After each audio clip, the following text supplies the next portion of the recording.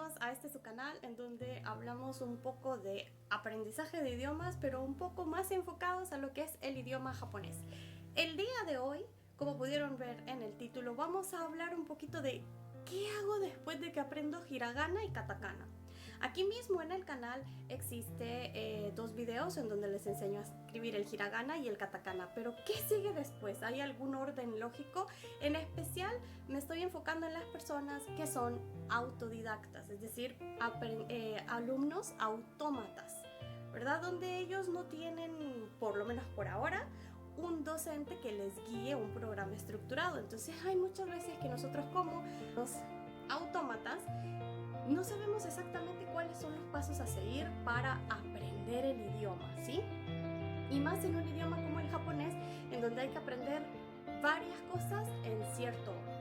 Entonces vamos a comenzar. Yo he hecho una lista de un aproximado de 6 pasos después de que ya hemos aprendido el hiragana y el katakana.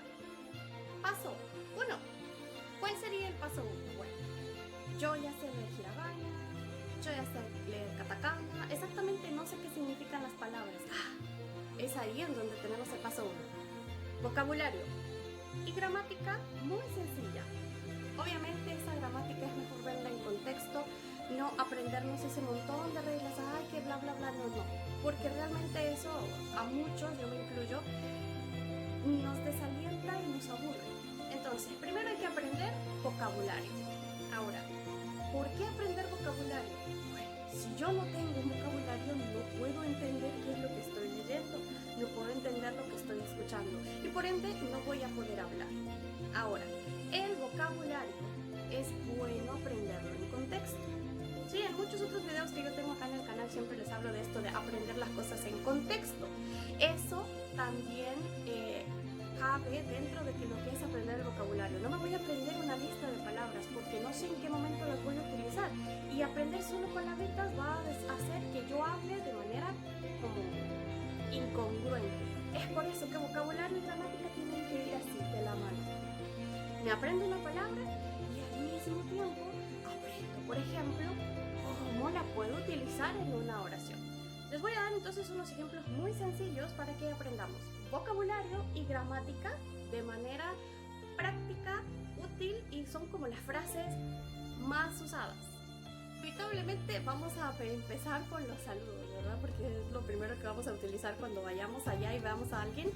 Es el saludo de acuerdo a la hora, como por ejemplo, ohayou gozaimasu, si es en la mañana, mata ashita, si lo vamos a ver al día siguiente. Ahora, lo siguiente que tendríamos que aprender entonces serían ciertas palabras básicas o ciertas frases básicas, mejor dicho, como por ejemplo, ¿qué es eso? ¿Cuánto cuesta eso? ¿Verdad? Porque son de las primeras cosas que nosotros vamos a utilizar y definitivamente la frase ¿Koreba nan desu ka? ¿Qué es esto? Es muy útil porque muchas cosas no conocemos ni las palabras, ¿verdad? Luego de eso, por ejemplo, cada vez que aprendemos el ikura desu ka, ¿cuánto cuesta? Va a venir ligado lo que son los números. ¿Por qué? Porque nos van a responder o vamos a ver el precio de ese objeto del que estábamos preguntando. Yendo con lo que son las frases usadas, tenemos por ejemplo el chico shoukai, que es la presentación personal. Entonces lo primero que tengo que aprender a decir es hajimemashite, Isabel desu, en mi caso, ¿verdad? Mucho gusto, soy Isabel. Entonces esas son ya 2 oraciones que ustedes tienen. A medida que vamos avanzando, entonces podemos incorporar, por ejemplo, ¿cómo te llamas? Onamae wa nan desu ka? O sumimasen, onamae wa. Y una que definitivamente nos va a salvar mucho es, no sé, no entiendo, wakarimasen. Ya cuando ustedes dicen wakarimasen, ya la persona entendió, no me entiende. Otra muy buena es sumimasen, yukkuri ite kudasai. ¿Lo puede decir más despacio, por favor? Porque muchas veces los japoneses tienden a hablar muy rápido. De los tópicos y de las oraciones que nosotros podemos aprender, como colores y todo eso, los colores para describir, por ejemplo, la camisa. Los colores para describir ese auto. Otra cosa también, verbos. ¿sí? Los verbos más usados. Verbos ya sabemos que existen una gran cantidad, pero vamos a enfocarnos en comer, beber, ir, ver, que son de las cosas más comunes que nosotros podemos decir. Importantes, ya que hablamos de verbos y de comer y todo eso, ya de que nos trajeron la comida en el restaurante, que no necesariamente yo me tengo que saber qué dicen ahí las cosas, porque si vamos a Japón, por ejemplo, muchos restaurantes van a tener el menú con kanjis, entonces, pero si tienen imágenes, entonces ustedes pueden decir kore kudasai, esto por favor, ya se lo traen. Y entonces hay dos frases ligadas con lo que es la comida, que sería itadakimasu antes de comer, que es para agradecer, hay un video también acá en el canal. Y luego de comer, gochizou-sama deshita, solo gochizou-sama, que es gracias por la comida también, ¿verdad? Es más, cuando nos retiramos del restaurante estuvo muy bueno y todo, entonces por lo general se tiende a decir gochizou-sama deshita para retirarse, no necesariamente arigato, sino que gochizou-sama deshita para agradecer por la comida que estuvo muy rica. Punto número 2. Otro de los puntos que tenemos que pensar al momento de estudiar el idioma japonés es que inevitablemente vamos a tener que aprender kanjis en algún momento. Pero todo esto depende de qué es lo que yo quiero enfocarme en. Si por ejemplo es nada más aprender a leer, hay muchos libros por ejemplo que son para niños y no tienen tanto kanji. Y arriba de kanji tienen el furigana para que nosotros podamos leer ese kanji. ¿Sí? Si lo estoy pensando más en serio, inevitablemente el kanji va a aparecer en mi camino. Pero si solo, por ejemplo, quiero entender qué es lo que me están diciendo y yo poder responder, el kanji no es tan necesario. Entonces, depende de hacia dónde yo voy, tengo que pensar en si me enfoco en aprender kanji o solamente estar recibiendo mucho input, que eso es, por ejemplo, vocabulario. Sí, que lo podemos tomar por medio de lecturas y de podcasts o de videos, inclusive del anime.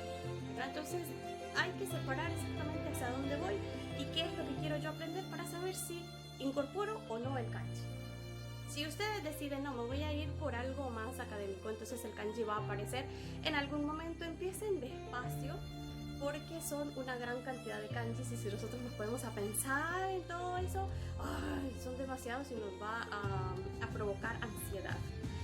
Sí, les vuelvo a repetir lo que siempre van a escuchar en mis videos: estudien kanji en contexto, porque igual hay otro video en donde yo les explico cuántas pronunciaciones tiene un kanji. Entonces no se los aprendan el kanji y sus pronunciaciones, no, apréndanse el kanji en palabras, porque así yo ya voy a saber cómo sale esa palabra y qué significa.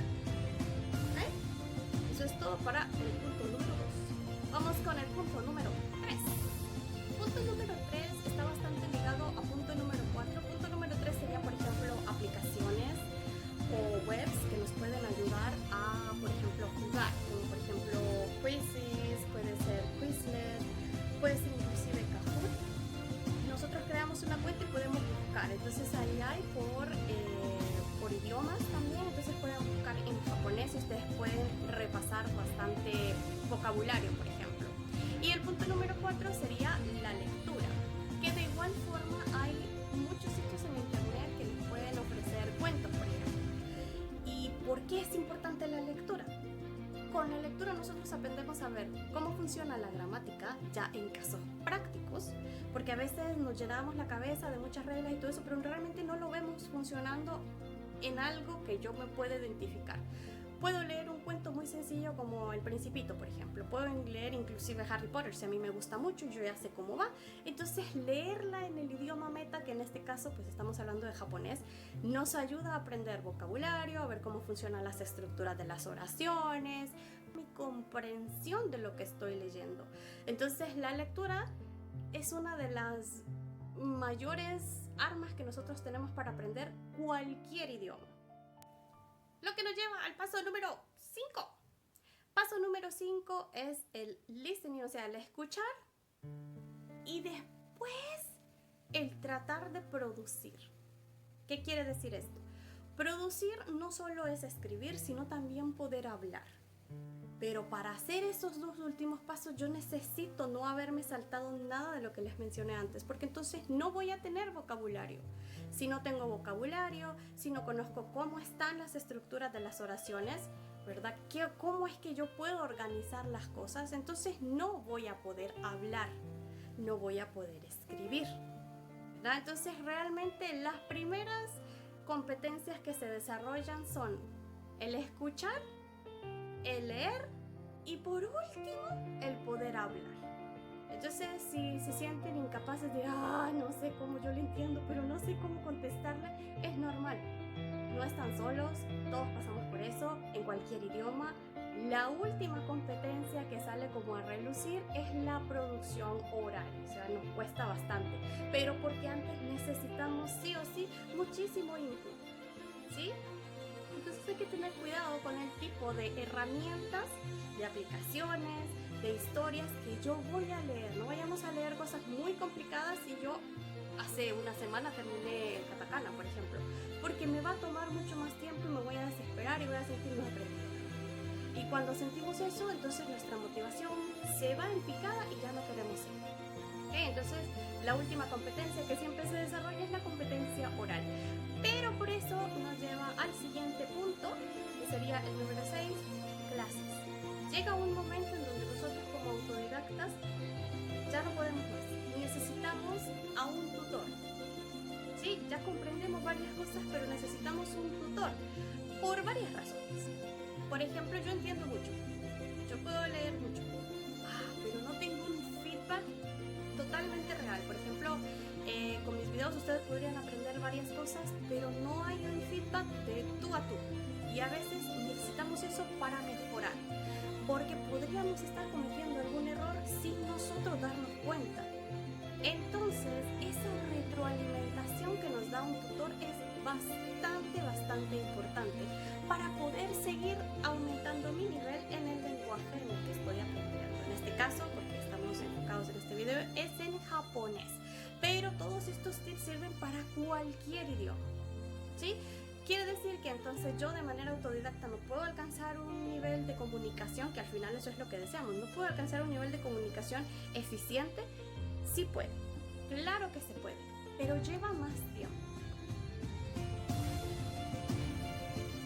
Tengo aquí unos pasitos de polas.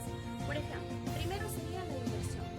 ¿Qué quiere decir? En algún país donde los japoneses no son una población mayoritaria, ¿cómo puedo hacer una inversión?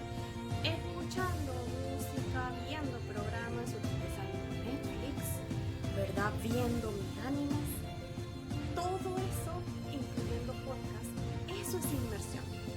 5 minutos, 10 minutos que nosotros estemos activamente, no pasivamente, activamente escuchando algo, es inmersión y cuenta como aprendizaje.